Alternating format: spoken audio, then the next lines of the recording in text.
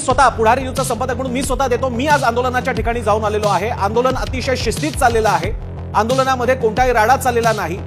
जे कार्यकर्ते आजूबाजूला दिसतायत ते इतक्या मोठ्या संख्येने आहे की त्याच्यामुळे लोकांना वाटू शकतं केवढीही गर्दी आहे, पण त्याचं कारणच आंदोलनाचं ठिकाण आहे. उद्या जर का दसरा मेळाव्यातले शिवसैनिक एका क्षणात दादरला पसरले तर जे वातावरण बघायला मिळेल ते वातावरण तिथे बघायला मिळते. तिसरी गोष्ट म्हणजे ग्रामीण भागातून कधी नव्हे तो मुंबईत आलेला आहे. त्यांना तुमच्या मुंबईशी काही देणं घेणं नाहीये. त्यांना त्यांच्या आरक्षणाशी देणं घेणं आहे. 1, 2, 3 दिवस काय आले तर लगेच आम्हा सगळ्यांना केवढी मुंबईला भेटीला धरलं, काय त्रास झालाय आम्हा सगळ्यांना. ही मंडळी तीच आहेत की जी मुंबईमधले आपल्या सगळ्यांच्या घराला अन्नधान्यानं भरतात. जिकडून आपला सगळा कच्चा माल येतो, जिकडून आपल्या साठीचा वर्कफोर्स येतो, तोच हा वर्ग आहे, तो आपल्याकडे आलेला आहे. त्याच्या बाबतीत आपण बोलतोय याची आपण सगळ्यांनी जाणीव ठेवायला पाहिजे.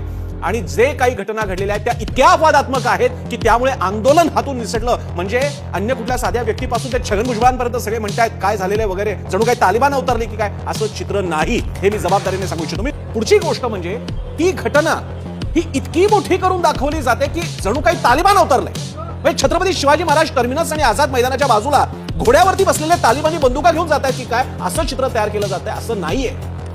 तिकडे आजही रेल्वे वगैरे व्यवस्था सुरू आहे. जेवढा ताण यायचा तेवढा आलेला तेवढा येत नाही का आपल्याकडे? यापुढे आपले कार्यक्रम झाले नाहीत का? आझाद जेव्हा दिल्लीच्या जंतर मंतरवरती अण्णाद्रेंचं आंदोलन सुरू होतं तेव्हा नव्हता का ताण आला त्यांच्यावरती? सगळ्यांनी कव्हर केलेले त्याचे पण अनुभव आहेत.